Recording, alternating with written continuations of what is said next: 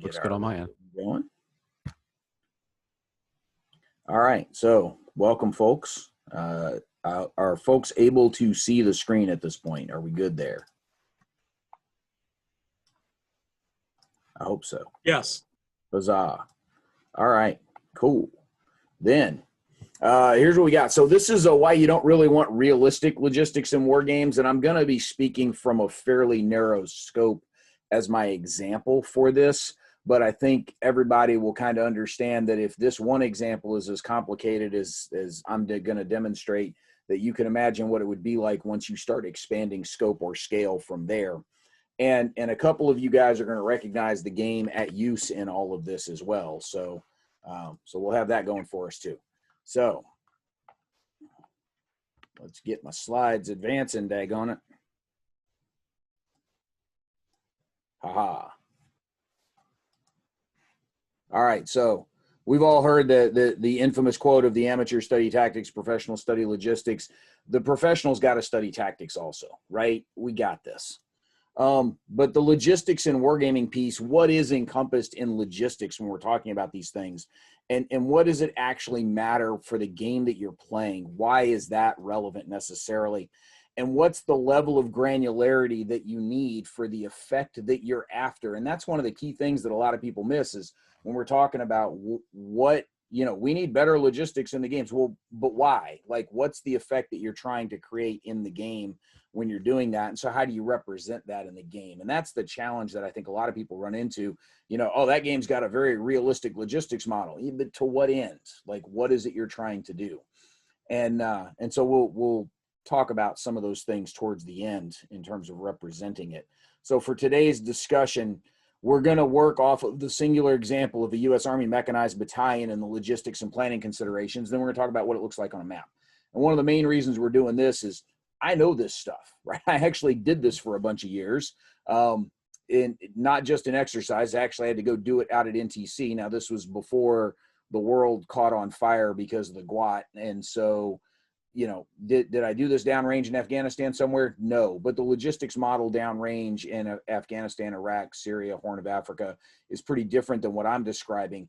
But what I'm describing is something that is, this is a primary topic that we see in a lot of our war games. And so this is really where I wanted to focus, because not just because I know it, but because many of the war games that we talk about are scaled very similarly to this.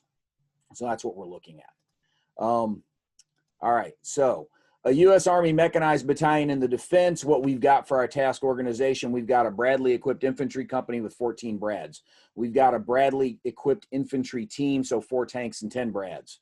We've got a tank heavy team, so 10 tanks and 4 Brads. We've got an engineer company commander that's got an extra tank platoon attached to him, so he's the battalion reserve in there, and we've got the mortar platoon with the 4 gun tracks. And so when we put that down on the map, here's what we're looking at. They're defending to the left side of the map, so expecting the Russians to come rolling in off the left side of the map. And so, you know, Keith, you guys will recognize this one. This is Lock and Load's World at War series, the World at War 85 game. This is from Storming the Gap, so this is the current version of the game. And so those counters that are out there are primarily platoon level counters.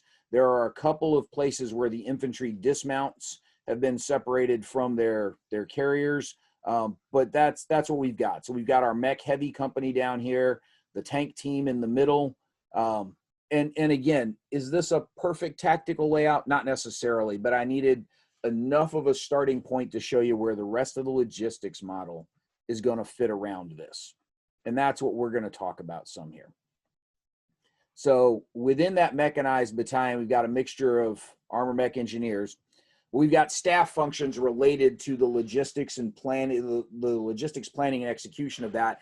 And so within your staff, folks know we got a commander out there, we got an ops officer, we got the XO, those company commanders running around out there. But the logistics team at the battalion level, you tend to have the following folks. You've got the primary staff operators, the S4 and the S1, the log officer and the personnel officer. Generally, the S4 is a more senior captain. The S1 is generally a more junior captain. Not universally, but generally. You've got a battalion maintenance officer who is usually a mid-range captain. One of the key things that the U.S. Army does in their logistics at the battalion level and below, those guys are not log-specific officers. In an infantry battalion or tank battalion, that S1, S4, those are infantry and armor officers. They are not personnel-specific guys or ordnance or transportation officers. And one of the reasons it's a little morbid, that way you've got some built-in replacements. If you lose a company commander down the way somewhere, you've got a captain you can throw right in there if you need to. Same thing with the BMO. That's going to be an armor officer in a tank battalion somewhere. You've got your headquarters company commander, who is very important in all this because most of the logistics assets in the battalion administratively belong to him. And then you've got a couple of platoons out there, specialty platoons that matter. Your support platoon or your trucks, medical platoon, you kind of got. Your company first sergeants are very important in the log role because they're the guys that handle the logistics at the company level for the individual companies. So we've got two primary considerations that we're going to be talking about in all of this today. We're going to be talking about space. Space matters. Where are all of these guys on the map and how much space do they take up? And we're going to see how that gets to be an issue here in a hurry. We're also going to be talking about movement. Where do all of these guys need to go in order to do their jobs? And both of these things are pretty important because you remember that map we had before, it's got a whole lot of combat assets over towards the left side of the map, and the right side of the map is looking pretty empty. And in fact, it's not going to be all that empty. And I want to make a note that for the purpose of this discussion, we're not even talking about consumption rates. We're not talking about how fast somebody goes through ammo or how fast somebody goes through fuel and how frequently the resupply needs to show up. We can all intuitively grasp that those things matter. We're not even going to worry about consumption rates for the discussion of space and movement right now. So battle space management is kind of a big deal. Where are all the things that need to be on the battlefield, or what are they, and where do they need to go? And so we've got a company level combat trains. At the company level, this is the first sergeant and his folks. We've got a combat trains command post. We've got a unit maintenance collection point where all the wrench turners. We've got the battalion level field trains, which are a little further back. And then we've got a battalion aid station that's got to go out there somewhere. So what are all these things? Your company level combat trains, they're located with and supervised by your first sergeant. They've got your maintenance and medical guys that have been attached to the company itself. Generally, you've got one maintenance track with a couple of wrench turners. Generally, you've got at least a company medic. Sometimes you may get a full medic track that's not just the single medic, but actually a couple of guys with an ambulance. Your company also has an NBC NCO. You've got a master gunner in there. You've got an ops NCO. Those guys will have things like the company commander's Humvee. Has to get parked somewhere when your company commander's on his tank out doing his job. Where does that end up? That ends up at the combat trains. So again, any one of those things, the company commander's Humvee, the XO's Humvee, the maintenance track, the medic track, any one of those things, not a big deal. But when you start aggregating those things together, you've essentially got another platoon worth of vehicles that's got to go somewhere on the map.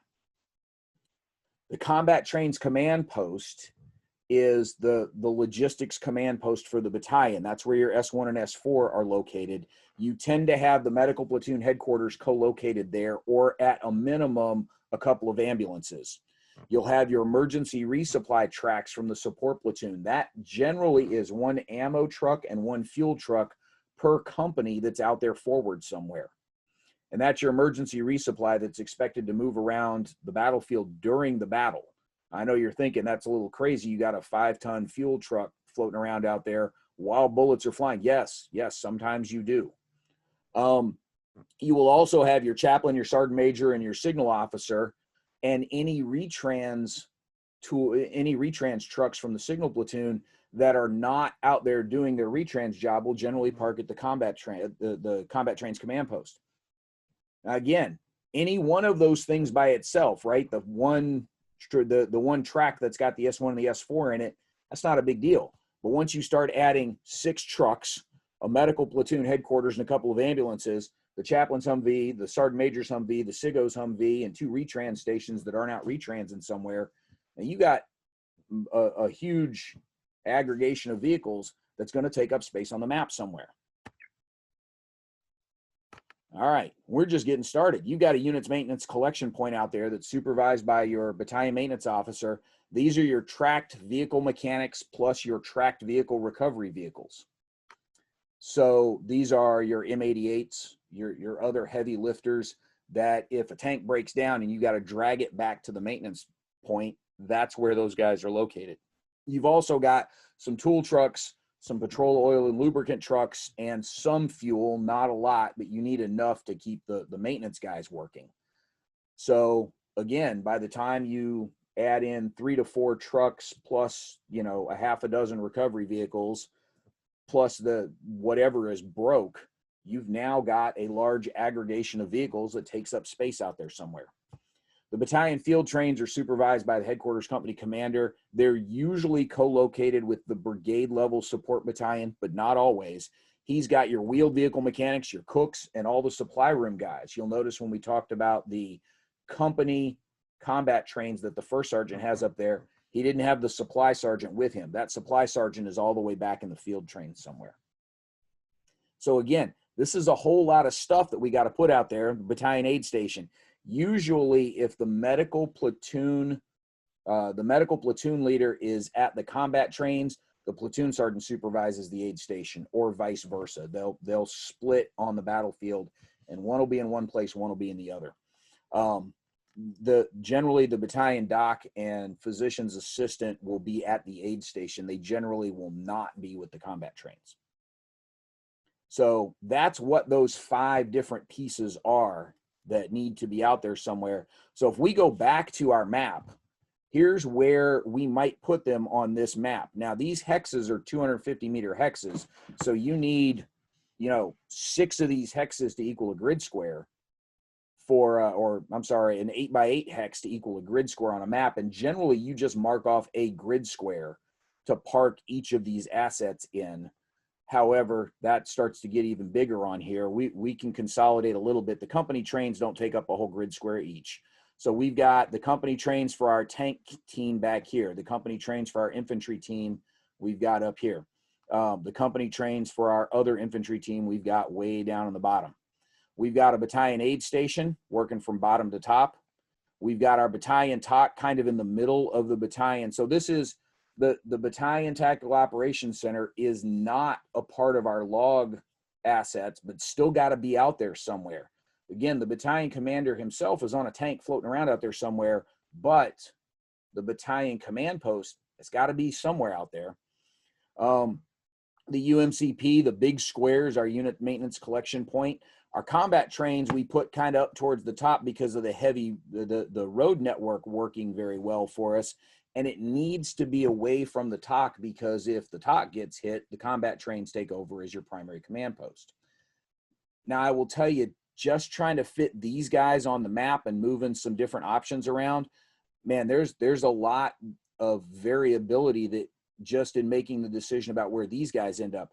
That battalion aid station is pretty far away from where you would expect the majority of the casualties to happen.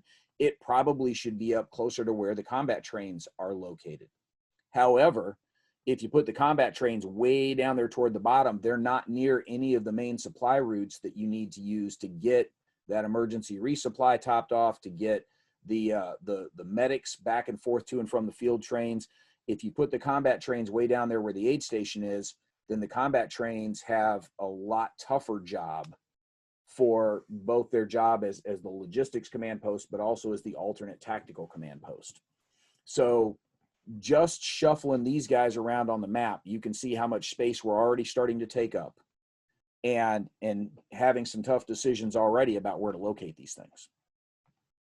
All right. So these are our key support. Now we've got some additional support locations we've got to put on the map somewhere. We've got casualty collection points. They usually belong to a single company. They can be shared by adjacent companies. And that's where the medics down at the company level need to get a look at the casualties before they start calling for help from the medic platoon. We've got the ambulance exchange points. This is where the battalion level medics start handing things off to the brigade medical company so that folks can get evac to the rear for whatever kinds of medical attention they need. You also have an enemy prisoner of war collection point. You got to put these dudes somewhere, and somebody has to watch them until the MPs come pick them up. You've got a main supply route that is the primary axis that the supply moves between the field trains and the units towards the front. You're going to have an alternate supply route in case there's a problem with the MSR. So let's start throwing those on the map. Now all of a sudden we've got a casualty collection point up north, one down south. We've got the enemy POW collection point up against the water, because you can kind of corral them up against the water, but near the battalion reserve, so we can have those engineers keeping an eye on them. You don't want it too close to the TOC, because that's just a recipe for disaster.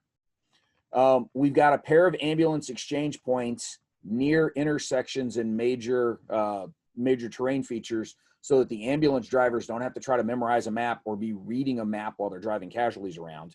And we've got an MSR and an ASR that both connect us back to the field trains, so that we can bring our logistics assets coming forward.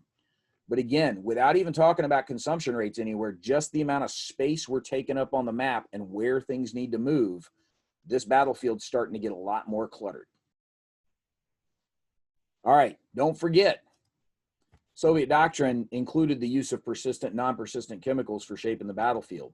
They would slime one unit to button them up and, completely distract them dealing with a chemical attack, and then go attack the other folks. They would use, the Soviet doctrine included the use of chemical weapons to create local overmatches to hit those magic ratios that you want for attacks.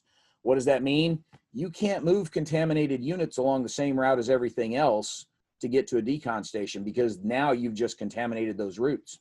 So what we can't do is we can't use the MSR and the ASR to move contaminated units, either for medical attention or for decon or for anything else. So now we need a dirty location for a casualty collection point, for a dirty ambulance exchange point, for a dirty route to a decon site.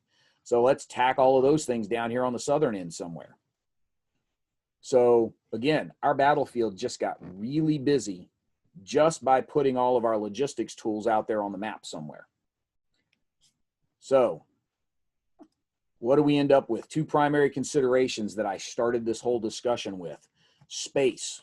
So you can see from the map, we get really cluttered in a hurry, right? We've got a very busy map floating around out there just by putting the logistics assets on the map somewhere. The other thing we've got is the issue of movement. Those routes start to get very restricted once we start designating them for specific uses. If we're building this scenario such that we're expecting reinforcements coming in off the map somewhere, where are they supposed to come in, and what are they getting in the way of on their movement? We can't move a whole lot of reinforcements up and down our MSR, because now they're going to get entangled with all of our logistics trucks that are moving around there. If we try to bring them in on the southern end of the map, now they're potentially compromising that dirty route that we had set up to get to and from a decon station somewhere. So again, the math starts to get a lot more complicated, right? It's battlefield Tetris and trying to fit everything on the map somewhere. So again, I'm using the World at War maps and counters here because they're scaled to what I needed in order to demonstrate the points I wanted to try to make today. I am not picking on the World at War series at all, right? None of these, the Assault series didn't include a very robust logistics model that dealt with this. Air and Armor didn't, Fire Team didn't, right? Pick them, like whatever tactical level modern combat game you've got out there, they're not moving the combat trains around on the map anywhere. They're not, you don't put a unit maintenance collection point on the map for any of those games, anywhere. All right, let's jump ahead here. A brief moment to talk consumption rates. This is the most frequent tool used to impose logistics constraints on war games. OCS does a great job of this, right? You've got to have a certain mountain of supplies, just generic air quotes around supplies there, in a certain location in order for people to do stuff. And it's a good tool. It's a blunt instrument, but it serves that purpose of, I can't do everything everywhere all the time however I want, because I'm going to run out of juice. And so those consumption rates, those air quote supplies, serve well for that tool. But what don't they do? They don't take up space on the map nearly to the degree that the actual logistics assets out there would take up. Moreover, they also don't take up space on the roads the same way that we just saw we would have to deal with on the map there. So within those, the constraints of consumption rates, a U.S. Army mechanized battalion, tank or infantry battalion, has enough organic onboard supplies between their own food and fuel and ammo to sustain roughly 8 hours of continuous operations. That's the planning factor that we use. For a mech brigade, you're looking at roughly 96 hours of operations with their own organic assets, with your own transportation company, with your own, onboard fuel and food and whatever, your ammo, your POL. So as you're starting to look at scaling out your scenarios and your operations, that's the amount of time that those guys can roughly run without needing external help. So some planning factors we didn't even discuss. What's the regular resupply scheduling? What's that rotation look like? You've got a log pack coming forward each day to those companies. You've got a company first sergeant that's going to meet the log pack somewhere along that MSR, meet at a log pack release point, pick up that day's fueler and ammo trucks and the food trucks, and that's when the company supply sergeant comes forward with the mail, with the mechanics paperwork, with the laundry, with whatever else. That's when that stuff comes forward. Those trucks have got to be moving around on the roads somewhere. If those trucks are moving on the roads, other people aren't moving on those roads.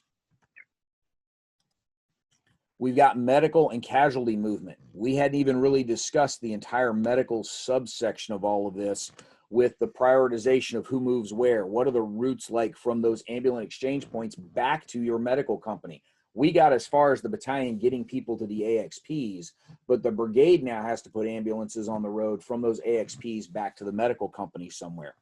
What do you do about movement of KIAs? And this is a real big deal, because you can't haul, the U.S. Army guidance is you don't haul your dead with your living. You don't haul the casualties, the KIAs, with folks being evacuated to the ambulance points. So generally those guys get backhauled on your log pack when the fuel truck or the ammo truck shows up and drops off your ammo for you. They may be taking your KIAs back with you. But again, that's extra vehicles out on the road somewhere. What about guarding and moving those enemy prisoners of war? If I've got an engineer platoon who's now tasked to guard those enemy prisoners of war, I don't have that engineer platoon to go be engineers somewhere. So who handles that mission? I may now have just reduced my combat power by a platoon because I've got a different mission for them to have to deal with these guys. Engineer supply points and obstacle material. Again, this is a unit in the defense. If we're putting wire and mine obstacles out there somewhere, if we're building improved infantry fighting positions with, the plywood roof with, 18 inches of dirt on top of it, or whatever the standard may be, all that plywood, all those 2x4s, all those 4x4s, all those pickets for the wire, all the wire itself, that stuff's all got to get stacked up somewhere. And so now you need an engineer supply point somewhere out there on the map that takes up space you don't have for other things and has to be guarded. So now you're further sapping some combat power just to cover all your logistics assets. All right, so logistics, for all intents and purposes, is a bit of a parallel game here. Wargamers like to focus on things that go boom. That's what we do. We like to blow stuff up. And look, I'm one of them, right? I drove tanks around, and drive tanks around. I told the driver where to drive. But, I was all about tanks blowing stuff up when I was in. But that's what Wargamers focus on.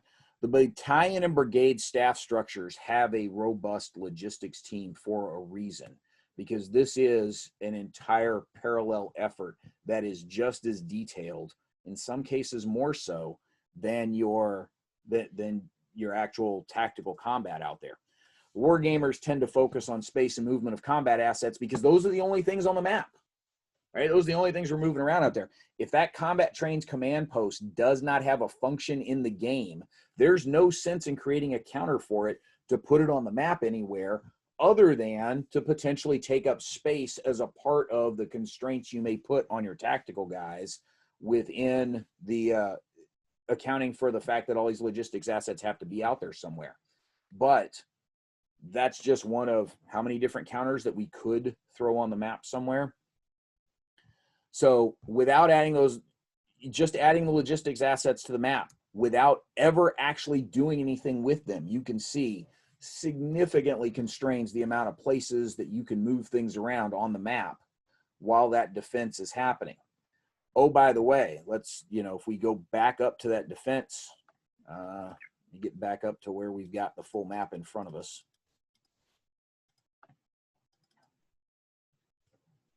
What happens if that defense now has to start falling back? Right? I've now got to start shuffling those guys back to the next primary terrain feature. If this was my initial battle positions and now I have to fall back to the right and set up a second defensive line behind the river, what do I now have to do with all those logistics assets also? And now what's just happened to all of my roads when I start moving all those guys back? We just got a serious traffic control issue. And this is one of those things that if you don't rehearse it ahead of time out there on the ground with your commanders on the ground, this is all going to fall apart in a hurry. But just those kinds of considerations of, hey, it's time to move these guys back. Where do I move them? And what else is in the way? That starts to become a bigger issue. So these are things that go back to why don't you want the realistic model of logistics in a war game? Because now you're moving all of this stuff around and none of it goes boom, and war gamers get less interested when there's fewer things that go boom on the map. So jump myself back to where we were here. All right, so I talked really fast here in part because I'm trying to be cognizant of wrapping up in plenty of time for the 1300 seminar to start and not chew up the Zoom too much here. What questions, comments, thoughts, concerns do y'all have? You can throw them in the chat. You can unmute and talk to me, whatever it is y'all want. You can raise hands if you want. So, Brant, this is Merle. Yeah, Merle. One of the things that I've never seen anybody do, but might sort of make sense, is if you're having success on the battlefield, one of the things you mentioned was prisoners. You could take a unit out of the mix if you're being very successful because you could say they're detailed to that. And I'm still not sure it would appeal a lot to wargamers, but it would be one semi-accurate approach to dealing with the tangible impacts of what you were doing. And the second thing I thought of is you could put some kind of a use timer on units, but again, it adds to the administrative overhead and it's not sexy, but it makes me think, if you're trying to build something for field officers or real military training, that could be a critical plus. Yeah, so just so we're clear, and I don't know if this came across up front, it was implied, although not explicitly stated. This is not intended to be a discussion of actual military training tools and models, because if you're talking about guys in tree suits actually training for stuff, they're absolutely going to have all of this in there. That really matters to them, and so it will absolutely be included for them. This is just talking about hobby wargamers talking about, yeah, the log model on that game is kind of, the joke everybody likes to talk about, of course, is Campaign for North Africa because of the spreadsheet-itis that you get out of that game with tracking all the consumption rates. That's fine. Open up the Campaign for North Africa counter mix and show me where the maintenance collection point counters are that actually have to take up space on the battlefield somewhere as your repair yard while you're turning wrenches on tanks to get them back in the game. And so, Merle, to your point, for a training tool, that's absolutely essential. I was focused on sort of hobby wargamers. When hobby wargamers start talking about logistics models, what do you end up with? And again, we can track consumption rates. Like that's doable. The World at War series actually has a bit of a mechanic in there, and Keith will correct me if I butcher this, but if you're firing ATGMs, there's always a chance of ammo depletion when you're rolling the dice for that attack. There's always a chance that ammo can get depleted. So that chance could happen. However, we're not tracking a spreadsheet somewhere that says, here's how much ammo we've got. Here's how much we should be tracking. Sorry, answering a question in the chat here. So those consumption rates are kind of the easy thing that we can do. We can do a consumption rate check based on how long the game's been going on, how many shots each unit is fired. We can do that spreadsheet drill. And some war games that do default to a logistics model will do that. They will definitely default to a spreadsheet drill. That wasn't the intent of what I wanted to show. The spreadsheet drill is easy, right? What does all that stuff look like on the map? And that was the part that I wanted to kind of show and consider. Scroll back up to my map. Hey, Brandon, I'm sorry to interrupt. A couple of people have been pinging me from the bivouac text that they're waiting to get in. Yeah, and I just let a whole bunch of them in, and I apologize. Oh, okay. I had no, the that's chat right. window up on my screen so that I could see the chat going on. But I didn't Gotcha. have the participant window up to see that they were in the waiting room. So guys that got in late, I apologize. I'm sorry. I am recording this, so we will post this thing a little bit later. Once Zoom finishes processing the recording, I will definitely get it posted. But I apologize to those of you that were running behind, and it's on me for not letting those folks in. So, but the for those of you that got here a little bit late, again, the primary focus that we were looking at and what's being displayed on the map right now that you're seeing, the intent of today's discussion was not to talk about the tracking of consumption rates, because that's a spreadsheet drill that anybody can handle. The intent of today's discussion was to focus on sort of the space and movement around the battlefield and what a headache that starts to become once you start actually putting all of your logistics assets on the map, and how much you start constraining what your units can actually do in place on that map out there. So that was really what was under discussion there. So again, questions, throw them at me, guys. What do y'all want to ask about this specific model? I really like you bring up this topic. That's one of the reasons that I've seen the logistics games over the year. I don't know if anybody's ever played Crusader, where you tracked POL points and ammo points, and the presumption was that any competent staff will make sure the ammo mix is right for a company, which I suppose is the case. But in this case, as I look at this, in World War 85, I can directly address that. The anti-tank guided missile supply issue it directly affected, what goes boom. And because this, when I was researching that, the supply levels on that particular ammunition really add to the flavor of the game. And it was a design choice to put that in there. If you have a really intensive combat, any of those platoons on the map is going to run out of ammo in the space of a game, but we don't have a rule for that because, again, things go boom. As far as the logistics go, though, for me, it's like, as a designer, it'd be a challenge. Well, how do I bring this in? And it's what Merle had said about, audience and purpose. Does it add to the playing experience if I say, make counters for these and just place them behind your lines and say, what do? Well, generally they obstruct your routes of movement. So make it a movement penalty and say, if you're within 3 hexes of your dirty CCP, you have to add 1 movement point to each hex or whatever it is. It does become an aspect of the game that if you don't want to emphasize it, you really don't want to have it in there. It really depends on the concept of the game. So everything you're saying about, things that go boom, totally true. Totally true. Yeah. Would I like to address it? Maybe, but I get into the overall thing, but I don't think everybody does. Yeah. And again, this goes back to some of those questions that I asked back at the very beginning, and I'll see if I can land on the right slide, getting back up here to the top. So what are we actually encompassing when we throw the air quote around logistics? What actually matters in the game that you're playing? And this is a key thing, because like Lock and Load Tactical or ASL or those low squad level sorts of games, man, those shootouts aren't lasting 8 hours. Like I might run out of machine gun ammo on one gun, but generally, if I've got a tank on the map in an ASL game, that guy ain't running out of ammo in the length of time that ASL scenario purports to take place. And so some things are completely irrelevant at the scale at which you're playing them. Similarly, something like, Third Reich or some grand strategic scale ETO World War II game where each turn is 3 months or 6 months, you can put an economic model in there in terms of, you know, am I producing enough oil in my economy to keep multiple Panzer Corps on the map? But you're not worried about, does the road network support moving the gas up to the front to get to the tanks? Like that's just too granular for the scale at which you're playing. So what actually matters in the game that you're playing?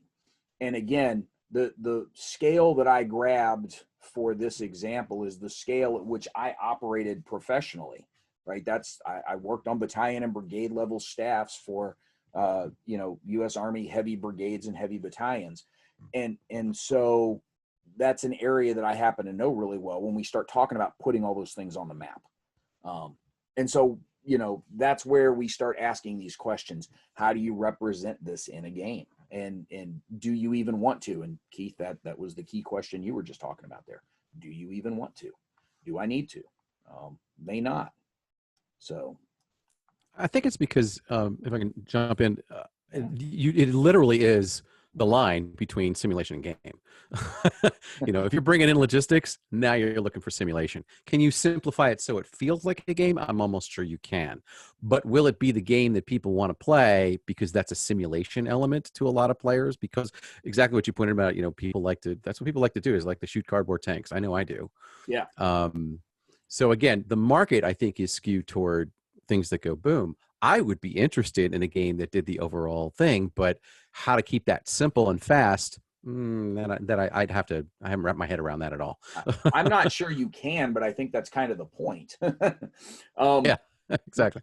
We do have a question in the chat. So Keith, I think this was intended for you, where Patrick's asking, was the Crusader game that you mentioned, was that the TCS one from the gamers, or is there a different one that you're thinking? That was an old GDW one.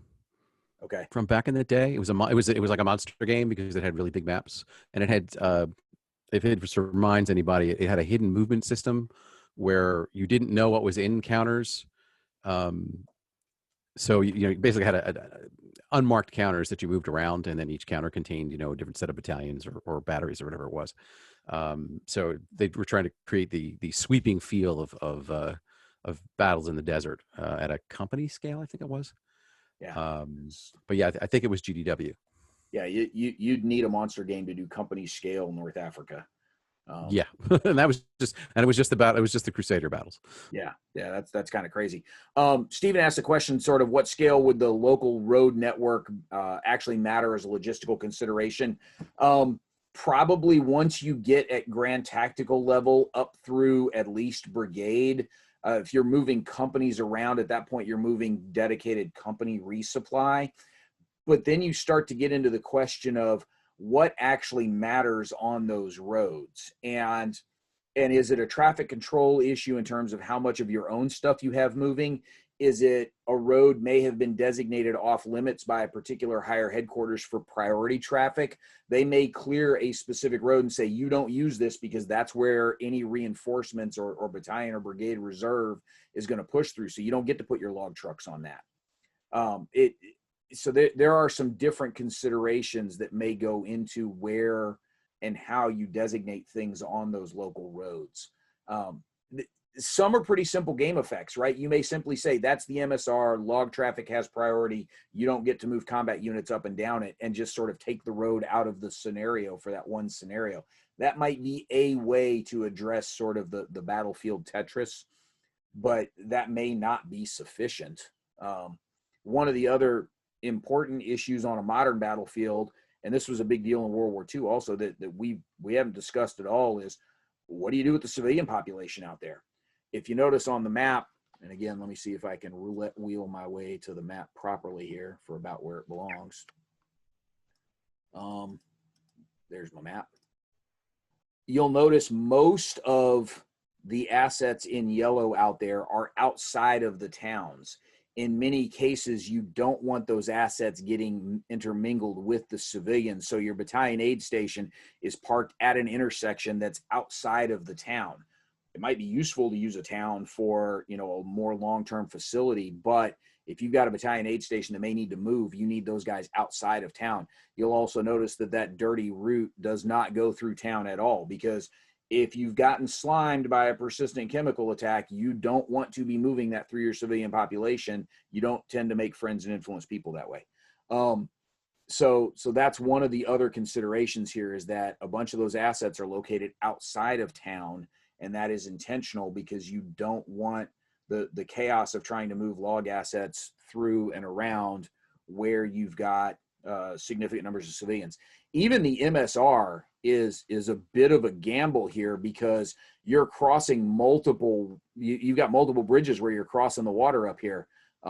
I'm not sure if my cursor is actually showing up on the screen for you guys as I'm moving it around on the slideshow here. We can see it. Okay. So we've got, you know, a bridge through a town up here, and then we've got another bridge down here, and the potential for 2 more bridges, the way this route sort of doglegs its way across the river and back, although we could bypass it through open terrain here. That alone is a bit of a hazard and would cause some significant risk assessment in the planning factors of your log guys looking at, is that the best way to send stuff? Maybe we flip the MSR and ASR. I had designated the MSR running along this route because of where the combat trains command post was located. But the unit maintenance collection point, where it's located sort of centrally for all of your vehicles to be able to get to it, kind of needed to be somewhere with some open space that they could that they could get to, and still be near enough a road that your mechanics can get to and from your maintenance company back at the brigade, at the brigade support battalion location. It was a bit of word salad there, sorry. So again, a lot of different stuff on the map there that we've got to figure out how to move around. So that's part of what I'm trying to impart here, is that this stuff takes it. Again, consumption rates are easy. That's a spreadsheet drill. Where does all this stuff fit? Where does it actually go? And that's the bigger challenge there that I wanted to convey in this whole discussion. I think you guys have largely gotten that, despite the fact that I feel like I was talking like the Micro Machines guy. What other questions you guys got?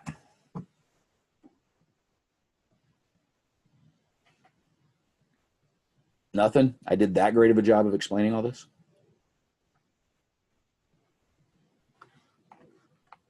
I think you made your case. So I know there were some folks like, Bob, I'm sorry about the not keeping an eye on the Discord enough to make sure that you guys got admitted into the room. I apologize for keeping you guys waiting on that. That was my bad. And it's in part because in this case, I am both host and speaker, and so I don't have a second person to keep an eye on the participant list for me. So I apologize for that. And anybody else that got let in late as a result of that was on me.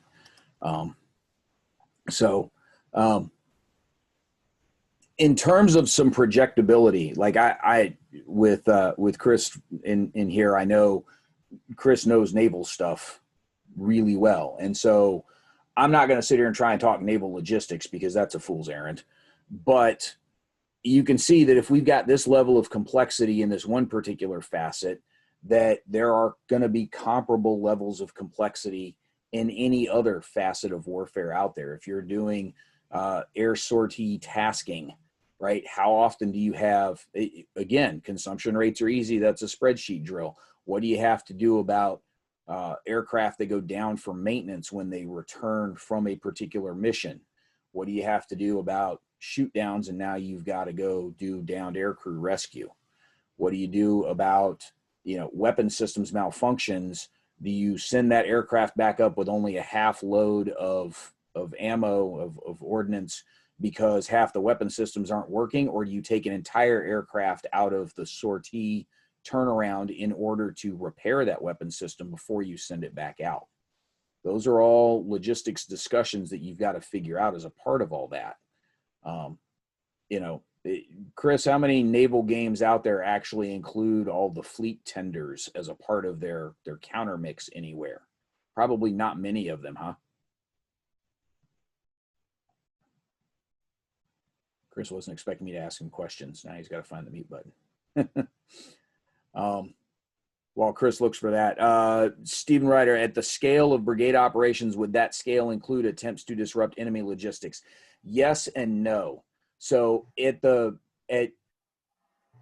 as we are a U.S. Army brigade looking towards enemy operations, we may have a couple of pre-planned artillery targets here and there with the intent of trying to disrupt a particular enemy logistics action or two here and there, but sort of that deep battle mission where you're trying to really disrupt things 15 and 20 and 30 kilometers behind that forward line of troops, that tends to be a division level mission at the deep battle kind of command post. That would be a mixture of aviation brigade and some core level rocket artillery that might be augmenting you. In terms of your brigade securing your own logistics, that is definitely an issue, and that is one of the planning factors that you put in place for when you are developing your brigade logistics plan. And again, this goes back to, really, we only took one engineer platoon out of the loop on all of this for guarding that enemy prisoner of war collection point if we needed to. But we're not even talking about MSR security, right? Who's responsible for just driving up and down the MSR and making sure nobody's messing with it? Who's responsible for securing the battalion aid station? Generally is just organic security, but if it starts to fill up, do you have to task somebody to guard it because now it's started to get a lot bigger? So some of those start to become an issue. Really what it does is it takes combat power out of the fight that you would otherwise have available in order to protect your logistics assets. Tanya McGuire is asking, how about a game that focused on the logistics operations at this level? Is it fun? Is it a useful learning tool? I think it's definitely a useful learning tool. The degree of fun is probably variable. I have many nightmares of late nights of, being up at 3 o'clock in the morning trying to finish the combat service support annex to a brigade level order so that we could get it pushed out to the subordinate units in time. So my perspective on it usually doesn't include the word fun. But I do think there might be some value in sort of a bolt-on to a game like this one, that even if all you do is create the counters for all of those log assets and just put them on a map to see the space they take up, that alone would probably be an interesting set of perspective right there. So Keith, y'all start creating some PDF download for lock and load there, right? Exactly. Well, of course, now you have bring the topic up. I'm thinking about it. I'm going, what's the essential part of this as far as how it affects the combat units in the game? And there's space.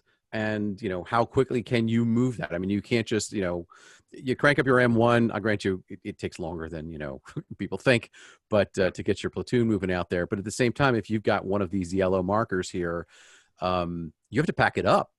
Yep. And so it doesn't move on a dime. And then you have to know, what route to take. And then you have to know where it's going. And you don't know any of that without, reconnaissance, MPs, whatever. So it does become a game in itself, but how does it affect the combat units? The combat units had more freedom of movement. These are sort of like static, and if you get them moving, now they're no longer effective. So if, think of writing the rules for this, each one of these yellow things, or, each individual one, would have its own paragraph of what it does when you kill it. In other words, what's the effect on the units that go boom if we're keeping the primary concept to be we're shooting things. That's a whole lot of rules. Yeah. And honestly, where this would probably be most effective in terms of implementing a rule set somewhere. Right. This would kind of be the wrap up comment, just because I'm looking at the clock and I got to get going to be able to start Jim's talk here at the top of the hour.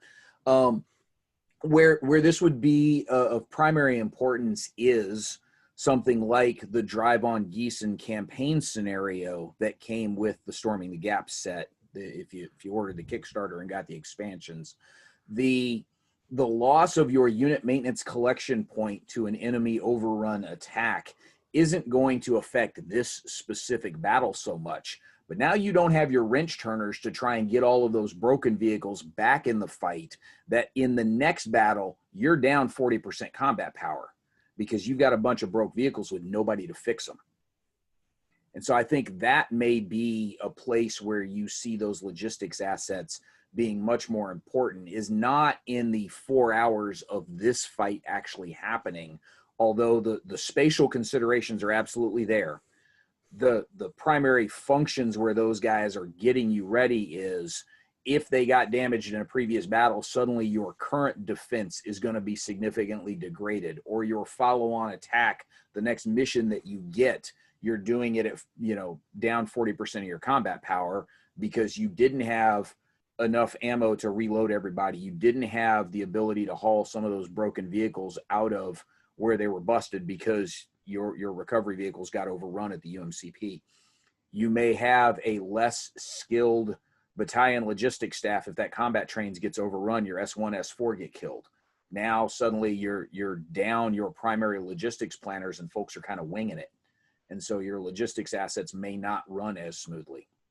So that may be a place where you incorporate the actual effects within the game as in a campaign scenario like that. Right, and in that campaign scenario, there is a difference between, at least on a very, very simplified level, if you maintain the battlefield after the battle, you have a better chance of recovering steps, you know, things that go boom again. If you don't, and that's sort of a way of saying, if you have the battlefield, not only do you have the wrecks, but you didn't lose your logistical train in order to fix those wrecks. And then, you know, the other person will get fewer steps back between scenarios there because they've lost their train to some extent. To getting into the detail of, well, how replaceable is that? When do you replace it? Again, that's a different game. But if I can say one quick thing, Sure. If you guys are familiar at all with Brad Smith's game, NATO Air Commander, that's basically you have a map that shows where the ground units are and they progress backwards and forwards, but it's not so much generic. It's sort of generic. It's like strength levels, and they move back and forth, but they're affected by the main part of the game, which is the air game, and you're fighting the air battle. So you could do something along the lines with this, where you'd have the ground units be, you know, more generic and have something exactly like that, where it's strength points and the front moves backwards and forwards on a higher scale. And then you would fight the logistics battle, if you will. So that, I mean, it could be done. The question is, would anybody want to do that? Yeah. And that's always a challenge. So there are likely some curious people out there who might want to poke around at it a little bit, and that could potentially be economically viable today with the print-on-demand model that folks like White Dog and Hollandspiel and CSL operate. But it certainly wouldn't scale up to somewhere where GMT's putting it on a P500 list, I don't think. I would be surprised to see something like that. You know, again, Supply Lines American Revolution from Hollandspiel, those do similar things to this at the high macro level.